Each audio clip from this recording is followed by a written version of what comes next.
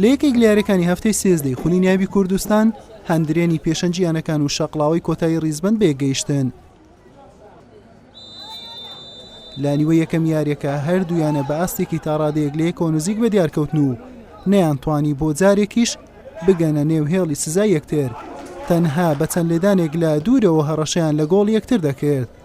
نیوە یەکەم بەبێ تۆمارکردنی گۆڵ بە کۆتا هات.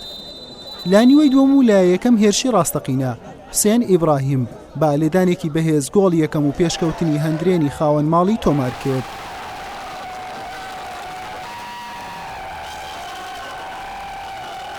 لە خولەکی 62 یانەی شەقڵاوە بە سوود وەرگرتن لە لێدانێکی گۆشەوە گۆڵ یەکسانی تۆمار کردەوە، بەڵام ناڕژوان بە بیانووی فاوڵ ڕەتی کردەوە و ناڕەزایی یاریزانانی شەقڵاوەی لێکەوتەوە. شەقڵاوە بە چەند لێدانێک جارێکی دیکە هەڕەشەی گۆڵ یەکسانی لە هەندرێن کردەوە، بەڵام سەرکەوتوو نەبوو. یاریەکە با تاکە گۆڵێکی بێوەڵام بە سوودی هەندرێن بە کۆتا هات. بەڕاستی ئێمە هەلە سەرەتای دەورێکە بڕیارمانداوە کە لە ناو یاریگای خۆمان خاڵە دەست ندەین.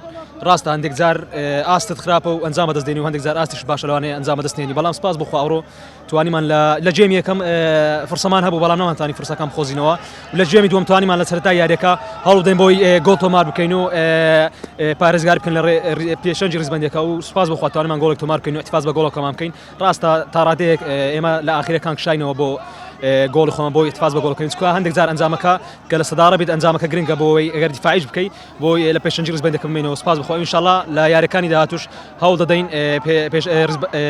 پارێزگاری لە پێشەنجی ڕیزبەندیەکەمان بکەین و سەرکەوتنەکان پەرە پێ بدەین ئینشاءالله. یعنی شتی وەی نەبوو گۆڵ نەبیتم بەڕاستی، یعنی دوو سێ جار متەڕەدید بوو لە سافرە لێدانی، حەز دەکەم ئیعادە بکاتەوە حەکەم و مشریفی ئەوەی حکام چێە بە دووبارە بکاتەوە، بەڵام لە سەکۆی یاریەکی زۆر باش بوو.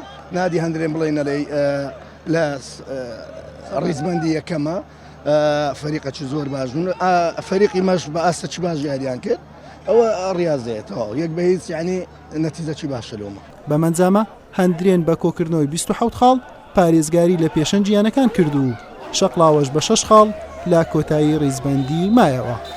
حوسێن محەممەد، کەناڵی ئاسمانی پێام، هەولێر.